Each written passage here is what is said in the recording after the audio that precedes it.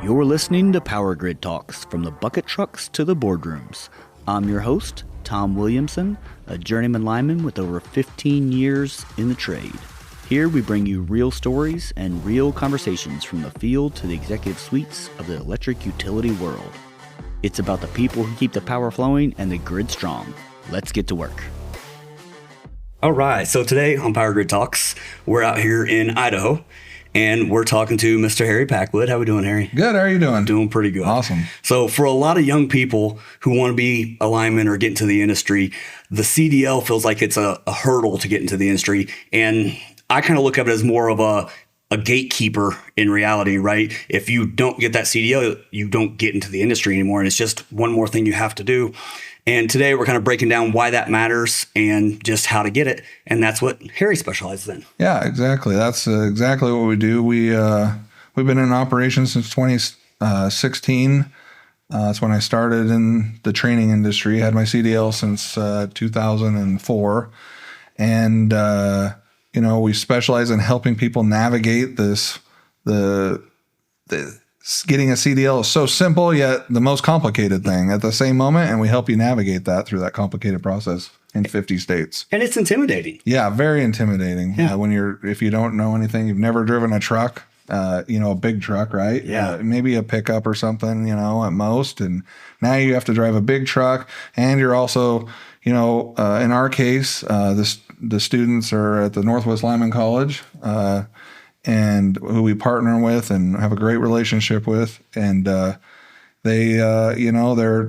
trying to be a lineman, right? And learn the trade. They're trying to become a lineman or get the opportunity to get an apprenticeship and go down that path. And yet they're having to get a CDL and navigate that. And they're like, two things at once. And they got a lot going on. That's so it. We help them through that process. And in today's day and age is different too, because 20 years ago, a lot of kids that were wanting to get in the trade back then were growing up on a farm and doing that kind of stuff before. So many kids now have never been in a stick shift vehicle. Right. Before. No, and that's how I got my CDL, was a farm. I used the farm truck to go take the test and learn to drive on a farm, and just went and took the test. And you can't do that now. You have to have training. And like you said, there's less and less people that are fortunate enough to have that situation that I was blessed with. Yeah. Yeah. Yeah. So, but I wish I would have had training to also add to that. I really do wish I had training. I learned the hard way of, if I do that, it breaks the drive line.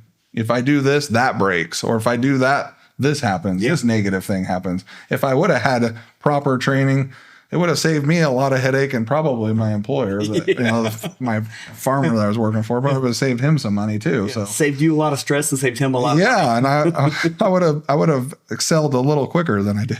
That's awesome. That's awesome. So in 2016, you started doing the testing part of it? Yeah, started the testing, and then kind of grew into the just people keep asking about renting a truck, and we bought a truck to rent, just a 1994 L8000, and then eventually people kept saying I need training, so I partnered with a friend of mine and had to start with, and kind of grew it from there, and just part-time. I was a cop and doing this as a side gig. Yeah. And I always wanted to be a cop growing up. I grew up watching Chips with my dad, and still I'm a volunteer officer, but and I love that, and I get to ride a motor, which I love. I love motorcycles. But, I love trucks. I love driving trucks and using them as a tool and doing the unique things I've got to do in my life. Having a CDL has been such a blessing for us, and always, for the most part, always having a job, but doing some really unique things, from driving a garbage truck, a street sweeper, delivering in the city, learning how to back into tight spaces, going to North Dakota, Wyoming, Colorado, and to the North Slope in Alaska, to the Arctic Ocean, and driving up there in the winter and loving it. And so many opportunities. Just so many opportunities that it has brought me. But now I've realized, the opportunity to get into the line trade and to have the opportunity to potentially get an apprenticeship to become a lineman, and then how wide that is. Yeah. And the CDLs really is your first step to that journey. Yeah. You don't know what you're going to do in that trade. It's such a big trade. Yeah. And it's amazing. And so, helping people navigate this is so important. Yeah, that electric utility industry has so much to offer. Yes. And it's not just the guy on the top of the pole. There's so many other parts to that team that people don't even realize until they get into the industry. Yes. And life's kind of crazy, right? I mean, as a kid, you grew up, you wanted to be a cop. Yes, absolutely. You never thought that you'd see yourself teaching people how to drive trucks, right? It just wasn't in your brain. Life just happens that way. And then to top it off, to help people with a critical function in our country to go keep the lights on. Yeah. And be part, and to have the blessing of being part of that. What a blessing it is. Yeah. Life just throws stuff at you and you just never know how it's going to happen. I just think that's so cool. So, when we're talking about CDLs, right? And I know there's a lot of baseline requirements that have to go into it. And from a high surface level, it's not anything that I can even wrap my brain around, probably, because there's a lot of stuff you deal with behind the scenes. But why do you think these utilities and these contractors require a CDL so early in the process? I think it's part of the way to show your commitment is one, two, they've got to move all these, you got to move all the equipment. It takes a lot of people, and for whatever reason, not everyone's always available. So you don't want a mismatched crew of like, one of the things I hear is, with some friends that are in the trade, is the most difficult thing. It's like, oh, we got to move trucks. We're in the middle of a storm. And okay, Bob, Tim, and John got CDLs. We got 8 trucks. We have 9 people and 3 drivers. Yeah. Now what? Now what do you do? Well, now you're doing all these trips back and forth to just move trucks to the next part of the job or whatever, or you're trying to figure out how to get people there to move the trucks. And, and so it's just a commitment. It's a necessary thing, and showing, getting it early on. They want you to see that commitment on your part to just do that and get it up front and have it. And it's not worth that situation anymore. Yeah. Like, they really, you need your CDL. It's so important. It's that the truck is it's one of your tools. It's your biggest tool in the toolbox, literally. Yeah. And it just throws a wrench in the logistics of everything if you're part of that team, but you don't have that requirement. Yes. And I think that's why a lot of these utilities and people even just getting in the industry anymore require it before you can even get started. They won't even talk to you until you at least have a permit. A lot of times. And absolutely. I have messages every day from kids. Hey, what do I have to do to get into the trade? Well, the first thing you can do is get your CDL. Do you have it? CDL. No, never even thought about that. I want to be a lineman. Yeah, CDL is part of it. Yeah. Big part of it. A big part of it. Yeah. And you also are going out there driving expensive equipment.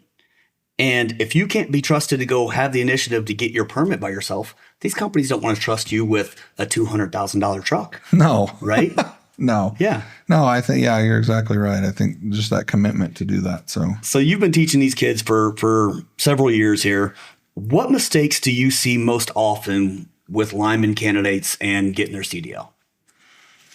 I think, one of the biggest mistakes is, especially at a line school, in my experience, and kind of biased, but Northwest Lineman College, is I'll wait and get it later. We always have a few of those in each term where they're like, I'm going to get it later. Now they've made it a requirement for graduation now. They're working that in to really put it to the forefront. The instructors and the staff at NLC are amazing at really pushing how important it is. But you have that one that's like, I'm going to focus on my studies here because I want to do well. I want to be top of my class, right? Which, hey, that's good. You want to be focused. And they're like, and then I'll get my CDL. And my question is, well, when do you plan on getting a job? When school's done? Or 6 months from then? I would think you just invested, a good amount of earnest money to this. You probably want to be ready to go day one of school. Like, hey, I graduated Friday, Monday, I'm going to work. Right. And employers are showing up to interview you while you're at school. Yeah. And the worst thing you can do is tell them, oh, hey, I'm going to be finishing school, but I don't have my CDL yet. It's going to take me a little bit. And I think we talked about this earlier. It was one of the experiences I had at an orientation was, hey, who has a CDL? Raise your hand. hey, who has a permit? Raise your hand. And who signed up in CDL training currently if you have a permit? Raise your hand. And then if your hand's not up, and this is a potential employer, and he says, the rest of you, if your hand's not up, leave.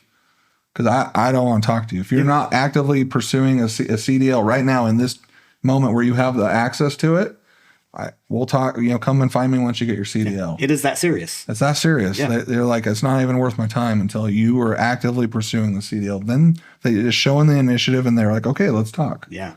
Let's talk. Yep. So when you talk about CDLs, and you mentioned earlier how there's just so many aspects to a CDL, right?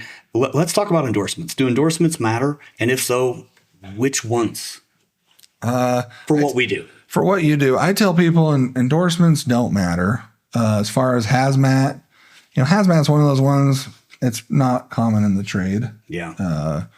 And if you need it, you can get that, and usually they'll help you get it. Plus, you have to usually have 2 years driving experience, typically for insurance reasons, to even haul hazmat most of the time, right? That's not always the case, and it costs $100 or something to do it, and it's a process and another test, and why worry about that? It's not going to. So if you're going to get an endorsement, I tell people tanker. Get the tanker endorsement. It's just a written test. I always encourage people to do that. Get the tanker endorsement. You're not going to need doubles or triples, and if you do, you can always add those on. Those are easy to add on because they're just written tests, right? Yeah. Focus on your CDL though. If and you don't even have to worry about tanker. I just say throw it in there because it's easy. Well, no, but it's cool that you mentioned that because I'm from the Midwest, and when I decided to go out to California and start doing line work out there, I didn't have a tanker endorsement. And in the wildfire states, that's a big deal. Yeah. You can get a job above someone else on the books if you've got that endorsement and they don't. Oh, yeah. Yeah. Yeah. Yeah. And so, it's not going to hurt you if you want to get them. Yeah. And I'm not saying don't get them. I'm just saying, like, if I'm going to pick one, I'm going to do tanker because that's going to be the most used endorsement that there is tanker endorsement. Okay. Out of the endorsements right. side of things. So on top of endorsements, there's also restrictions. Yeah, absolutely. So let's talk about that. How often are you seeing restrictions being an issue, and kind of what's your take on those restrictions? We're in an ever-changing industry like any trade, and transportation is no different. In fact, even in the over-the-road part of the sector of the industry, the majority of the trucks are automatic, right? They're not doing manuals anymore. There are some out there, and some people buy them, but like Volvo and Mack aren't doing manuals now. And as we saw with pickups, right? I remember this, and I don't know if you do, but I remember when Chevy said we're not doing manuals anymore. Yeah. Like you couldn't even order it, and I'm like, oh, you guys are nuts, And then Ford followed. Oh, we're not doing manuals anymore. And then Dodge was the holdout. And then they weren't doing it. I'm like, what is going on? My dad's like, he had a 5-speed. Every truck he had was a manual. Yep. My first truck was a manual. I mean, that's what I learned to drive on. And I didn't know anyone that said, hey, I want an automatic. Everyone's like, no, those are junk. You got to have a manual, right? That was the thing. Yep. My grandpa drove truck. He swore by a manual. That's what made it a real truck. That was a real truck. An automatic was not a real truck. So, it's one of those things and restrictions. So now, then eventually they came out with, the automatic restriction. Now, and then there's airbag restrictions. And so depending on what people do, they kind of sometimes a pin will hit, Yep. So, if you don't use a fifth wheel, like a tractor, you're can have a restriction. So you got to be careful what you do there too, because that's going to limit you. Because the unions and other private contractors or some of the big utilities, right? They want unrestricted CDL. Yeah, yeah. So you got to think about that. How am I going to accomplish that? Yep. Yeah, and it is something to think about, and it is something that could potentially be an issue depending on where you want to work at. Right. Yeah. Absolutely. Yeah. Yeah. So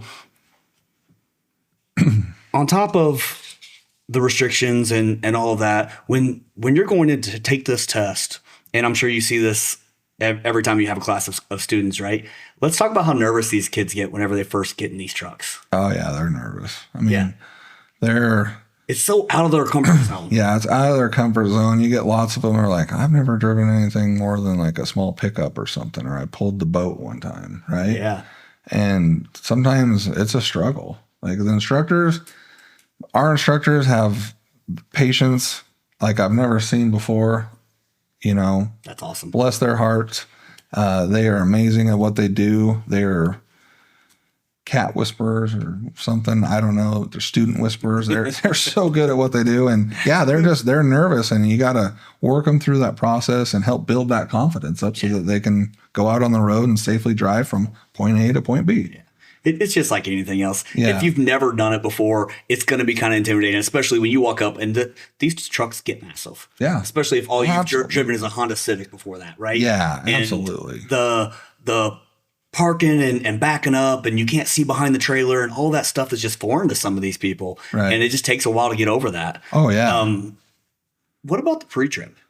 Do you see a lot of people struggle with that part? Yeah, that's probably the most failed portion of the test. And I've always said this, and I don't know, it's probably just because I think it's the easiest part of the test. Okay. Because you can memorize it. You can memorize the pre-trip. You don't need me. Yep. Like you need to memorize. You need to know what the parts are and learn them. But the internet will help you, right? Yeah. So you can kind of learn that. But, the order and stuff, we do help you with that. So, we help you be more efficient at it and actually really learn it and why you're doing it, not just so you memorize it. Because if you memorize it, you're not going to really know what you're doing. But you could memorize it and still get through it, right? And potentially. That's how I was taught. And Yeah. It's so funny that you mentioned that, right? We're talking 2008. And whenever we're going through this pre-trip, the instructor that I had kind of taught me this little rhyme about it, and you just kind of set it in rhythm and walked around the truck as you did it. I didn't know where those parts were. Right. I had no idea what they were talking about. Absolutely. And I just knew the rhyme that I was taught, memorized it, breezed through it. Well, we do a pre-trip class, and we focus on trying to get an understanding the best we can of so you have you don't and I don't think you necessarily always need to know remember the name right off the top of your head, and but you need to understand what's its function and how do I know it's properly working. Yeah. You're not a mechanic, so how it works or whatever, you really just need to know the main function and how do I test it to make sure it's functional, or what am I checking for, right? What am I looking safe. for? How do I make sure this is safe and proper? That's it. Because in the real world, when you're out there is a pre-trip you do every day. Yeah. And you look at this truck and you walk around it, and you need to make sure, you know where fluid's supposed to be and not be. You know if grease is coming out a certain spot, is it normal or not? That kind of stuff. It is important. Well, you kind of develop for me, I always had that relationship with that truck, kind of in a sense of, I knew that, I'd learned my equipment. So I knew my equipment. I know what its downsides are and the upsides, and I know what what I mean. You just know your truck. Yep. Oh man, that don't sound right. What's going on? Yeah. That noise wasn't there. That's not normal. We're gonna pull over and check that out. That is not right. You know what I mean? Man, you smell that? Yeah. You're paying attention to that stuff. So. Yeah. Yep. Good deal. So what do you think most people misunderstand about the CDL testing process? What's one big misconception for people who just aren't involved? As far in the permitting part, to get the Class A permit, right? You take a written test to get just the learner permit, okay? And you're going to pay money. That's what you do to get that. That's the first step in the process, right? There's these apps. Everyone's probably familiar with them. You go on there and it's just the state test, supposedly. Gotcha. And they sit and and when this happens, we get this a lot, and they sit and they just do these tests over and over and over and over again. Those aren't the questions on the test, and you're not actually learning what they're talking about. So all you're memorizing is the answers to this, but you don't know what it's talking about. So when you go take the test, as everybody knows, the government's good at writing trick questions. Yeah, changing things up. I bet if I go take the test, I would fail one or two of their trick questions because I would either rush through and not read one word, the and or the but or or you know what I mean, that word that just changes the meaning of what they're talking about, and you just see what you memorized. You didn't see the one word, so you don't understand what they're talking about. Now you miss it, so they end up failing the test and takes them several tries. You got to read the book. Okay. You cannot get around reading the CDL manual. You need to read it once or twice at least. if not, and become familiar with the information. Those are a tool possibly, right? Yeah. I'm not saying they're not a tool you could use. I just recommend reading the book, taking the ELDT online theory course before you take your test. That plus reading the book together should, prepare you enough to be able to pass the test because you're learning the information. You're not just memorizing. Well, just words. like a pre-trip, right? Yeah. You need to know it. You need to know it. Yeah. And I think they do that when they give you the test. I think, like you said, the government's got good at trick questions and changing things up, but they want you to understand and know what you're testing on because this equipment's dangerous. Right. And if it gets out of control on you, people get killed. Yeah. Like it's not something to play around with. And I don't think enough people take that as serious as they probably should. Right. No. They think, I'll get this app, I'll blow through these questions, no big deal, go on to the next thing. It doesn't work that way. No. Yeah. Yeah. How much of passing do you think is skill versus mindset? I think there's obviously it's skill based. There's skill in it, but the mindset to develop the skill is I think what I kind of look at. Like you like anything, I remember becoming a police officer and going through that process, and you have to have the mindset to accomplish and learn the things and then actually go out and apply them. Because you're going to go out and look like a fool and do silly things and say things and whatever, mess up, like anything, right? Yep. But you have to have the mindset to overcome and refine that skill till you're an expert or a professional. That's what your goal is, right? Your goal is to become an expert in the trade of whatever you're doing. And so that, to me, the mindset is to develop that skill and continue to do that forever. Yeah. Never stop. Because you're never completely done until you're dead. And even then, you're going on to keep refining a skill. I think that's a pretty cool way to look at it, too. And I think that's another reason why so many of these companies are making it mandatory for you to commit and get that CDL early, is because it does test your mindset. Yeah, right? Absolutely. And I think that it's just kind of one of those things where they realize, hey, it makes people prove if they're committed or not. Right. No, absolutely. Yeah. So how often do people actually fail? I know you mentioned the pre-trip gets failed more than the actual driving test part of it, but how often do people actually fail? As far as the tests, I would say, like, for us as a school, we're somewhere in the 70 to 85%, and it varies up and down, but we're somewhere in there for a first-time pass rate. Okay. With proper training and stuff, right? But that varies, and sometimes it's a little lower and sometimes a little higher. And it'll never be 100%. But like your state average, like a lot of states, it's like 50%. Like California, it's 50%, right? And a lot of that is some of that is like we experienced that in California, like a swing, right? Yeah. And that they have like in Idaho, we have third-party testers. Okay. So we can be consistent. We're not ever, no one, we have testers on staff, third party, right? Testing students. And that's what they do. They don't train, they just test.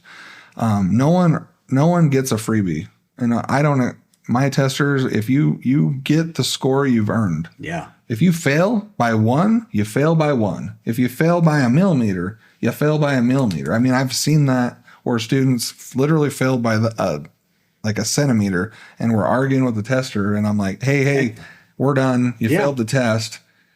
Sorry, it is what it is. There's no gray area. You need to go back, refine that skill, right, with your mindset, and come back and accomplish it and earn it. Yeah. The right way. So, yeah, I mean, it can vary. Okay. Definitely. But so along those lines, if there is a failure, when can they take it again? Typically it's 3 days. Okay. There's a 3-day wait period to retest. Okay. Yeah, all right. So it's not like one and done, right? No, you get no, another chance. You get another chance. Okay. Yeah, for sure. All right. That'll help ease the stress of some of that. Yeah, absolutely. It's not and just because you fail it's not, we're going to, like for us in our situation, we're going to keep working with you. Yep. We're there to help encourage you through the process. We want you to succeed. So for people who have never taken a CDL test before and don't know anything about it, we've already talked about there's a pre-trip and there's a skills. Mm-hmm. So the skills part, is that done on the road or in the yard? So there's the backing skills, which is done in the yard. Okay. Right after the pre-trip. So you pass the pre-trip, then you go to the backing, and then you do your backing maneuvers. And then from there, you go to the road portion of the test. Okay. Which is typically 30 minutes to an hour long. All right. Perfect. Different road situations. Okay. And then I know on the CDL side of it, when you have a CDL and you carry a CDL, you also have to have a CDL physical done on a regular basis, depending on your situation, sometimes yearly, sometimes every 2 years. And you have to pass regular drug tests, right? Yeah. So every if you're a employer that has trucks, you have to be in have a random test pool, right? Yep. And it's 50%. It's It's mandatory. It's 50% of the drivers every year. They get randomly pulled throughout the year. They do it quarterly, typically. And yeah, you got to have a DOT physical. So, that's, and one thing to touch on that, there's people that do have medical stuff that they may, if you're concerned, you got some medical conditions, maybe diabetic or whatever, a good way to know is just go pay for a DOT physical if you're uncertain about medically, if you can get it. Yep. Because you got to have a DOT card to drive. That's it. So if you can't pass that, then you need to figure out what you need to do to correct that, then move forward. So save yourself some grief, pay the $100, get that just so you know, hey, I'm good to go, right? Yeah, you can check that off the list at that point. Right, you can check it off, it's done. Yeah. Yeah. Good deal. And don't use drugs. Yeah. You got to pass that drug test. Marijuana is not allowed. It doesn't matter what your state says. Yeah. DOT is a federally regulated system on its own. Yeah. And they do not recognize that. Yes. So it will show up in a drug test for a DOT every time. Yeah. Prescription, legal, I don't care. It's not allowed. Yeah. Yeah.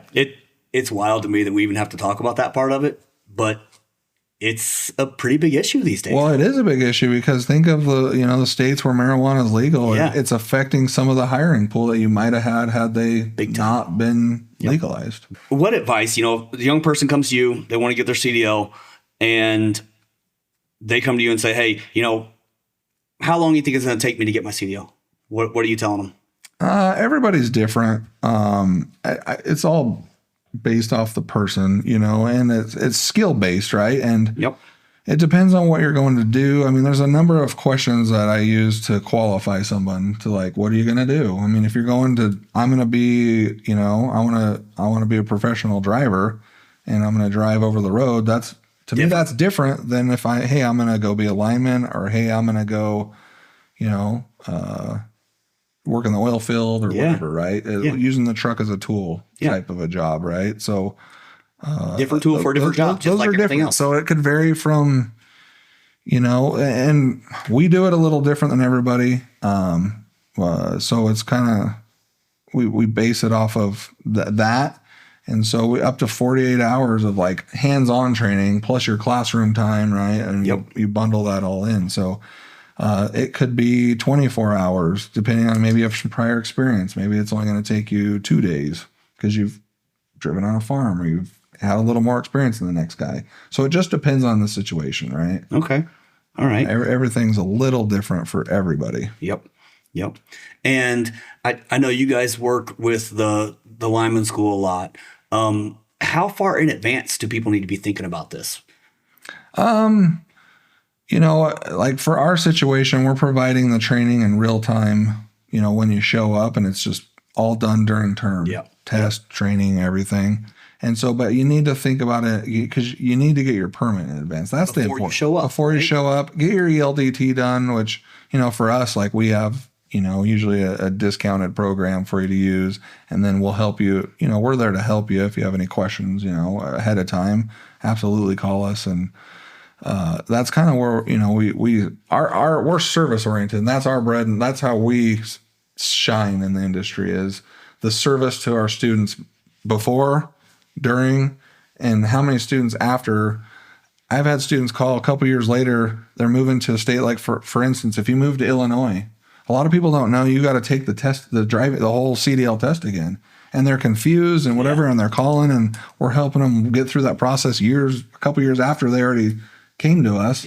We're still following through. We're calling the state of Illinois to help them, or if you have an issue transferring a license to a state. We've had that a couple times where you get someone at the front desk who's like, I'm not, I don't think you can do that. They're confused, and we call and go above them and help you get that through. So How awesome is that, though? They have you in their Rolodex to go through that, because a lot of times when you get hit with something like that, you kind of feel like you're on your own. Oh yeah. Right? I mean, I have people call and I tell them, like, call us while you're standing there. Don't lose that person. Yeah. Give us a call so we can talk to them. Yeah. That way we can get you through the process. Because if you walk away, you're talking a couple of days to get back that appointment probably, or leave. Service. That's awesome. That's awesome. So there's a big issue in the industry with an age of a CDL driver and crossing state lines with that, right? So let's touch on that for a minute. Sure. So in this industry, if you go to one of these climbing schools right out of high school, you're 18, 19 years old. Yep. And now you graduate, you've got your CDL. Can you drive anywhere in the country with that? No, you can only drive in your home state. Okay. Yeah, until you're 21. Yep.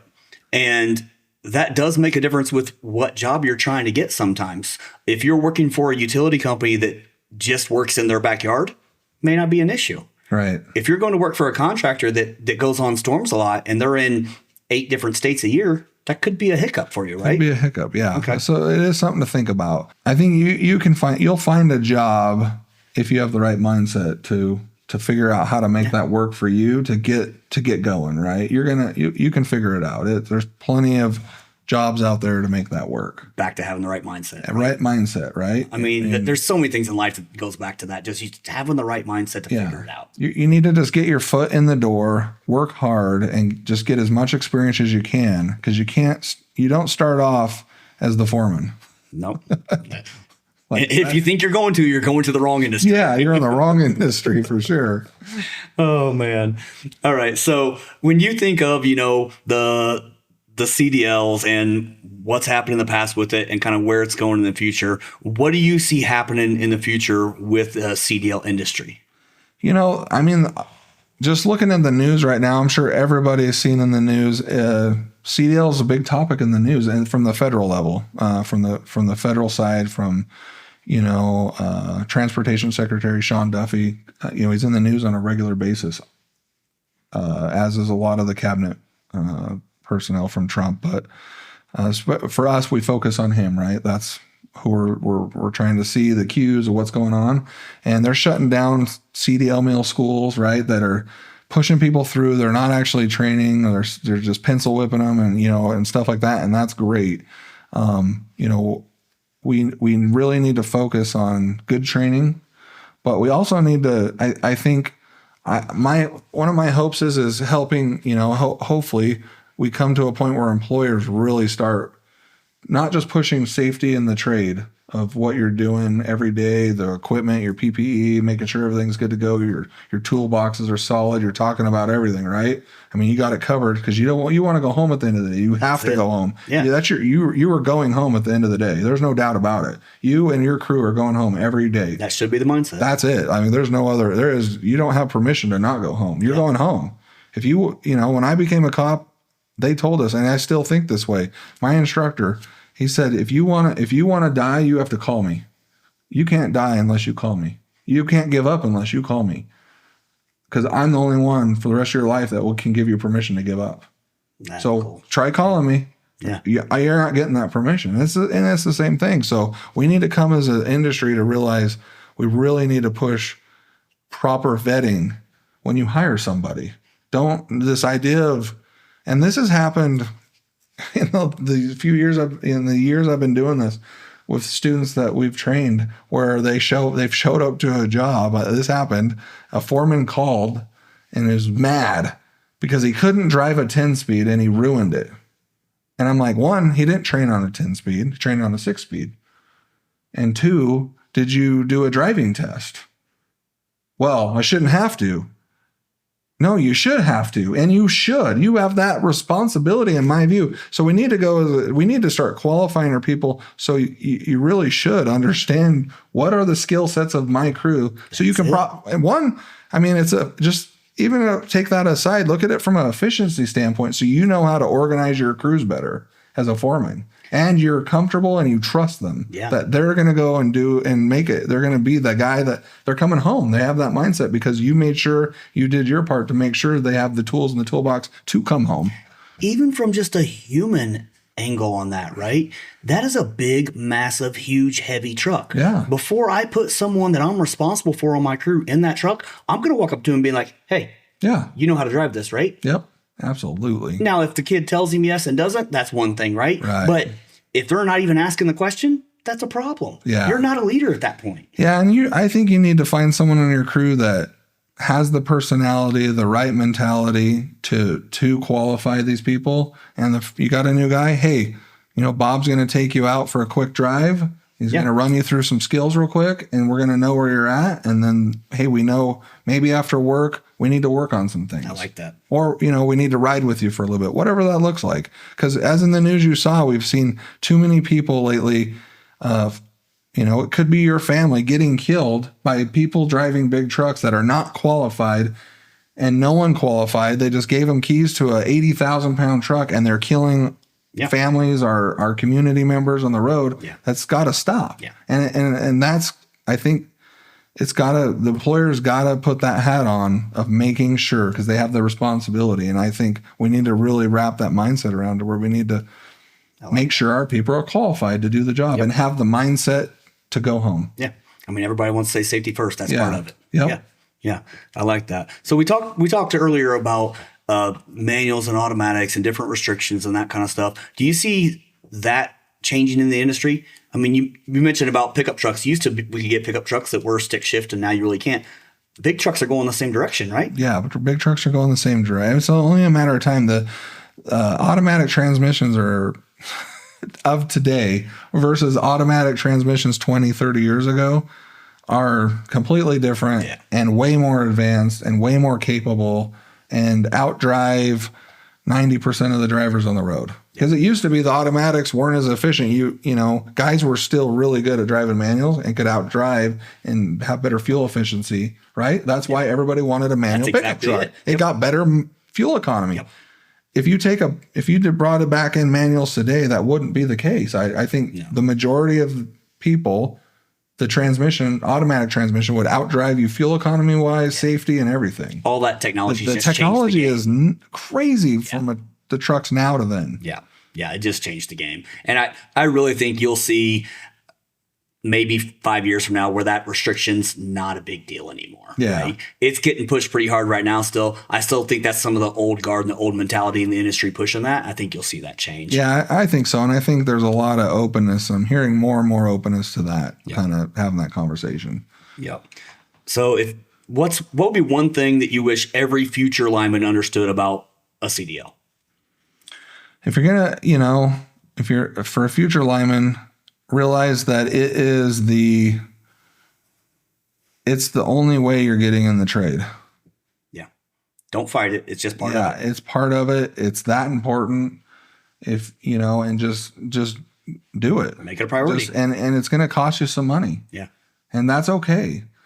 It's kind of funny because, students come and are like, oh, it's just so much, a few $1,000s is just on top of, paying for line school. And but if you sat down with a couple of them, like, let's do some simple math here. This is how much you're investing in line school. It's how much your CDL costs. Let's say you go get a job that pays just a marginal wage, and how fast can you pay that back? And how much is it going to make you? Versus right now, what are you going to go do? Work at Wendy's? Yeah.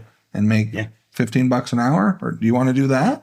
Or do you want to get in a job that pays, $20-$30 an hour to start, whatever that is, depending on how fortunate you are and how, what part of the country. What part of the country, right? But you're still going out and just getting a job that's going to be, it's not a job, it's a career. Yeah. It's a lifestyle. That's it. Working at Wendy's is not to use Wendy's name, but like fast food. Yeah. Fast food, right? Yep. That's. Yep. And I tell you what, it's pretty cool whenever you can see the light come on when you have those conversations with those kids, because not everybody has someone in their life that will have that conversation with them. So they don't understand putting the numbers to it and what not getting that CDL could cost them. Right? Absolutely. Yeah. So I know you guys have a whole program at the Idaho CDL training, and there's things that you offer for a service and different things you do with the lineman school and stuff. If someone has questions about that and they want to get a hold of you guys, how do they find you? So we're located, we can go to our website, idahocdl.com or Impact CDL. So at our Texas location, we have a public yard there in Denton, Texas, or outside of Denton, and it's Impact CDL. PowerGridTalks.com there, and phone numbers and information's on the websites. And we can kind of guide you. And, we get people from all over the country training with us. Yeah. I mean, all over the country. Perfect. So we're glad to help and glad to be part of the industry. Awesome. Heck yeah. So listen, if you're out there and you're thinking about getting into the industry and you want to be a lineman and you're contemplating the CDL thing, just do it, right? Figure out a way to do it, whether you go to a lineman school that provides it or you take the initiative to go out and do it on your own and find a program like the Idaho CDL training program. Take the initiative to do it because it's going to get you where you want to go if that is what you want to do. Yeah, absolutely. I appreciate you sitting down with us, Harry. Yeah, thank you so much. Appreciate it. Thank you. That's it for today's episode of Power Grid Talks, from the bucket trucks to the boardrooms. I'm your host, Tom Williamson. I want to thank you for joining me as we talk to the people behind the scenes who keep our grid strong. If you enjoyed this conversation, be sure to hit that subscribe button, give it a share, and leave a review so we can keep bringing more voices from across the utility world to the conversation table. You can also find us at PowerGridTalks.com. Until next time, stay safe and keep the power flowing.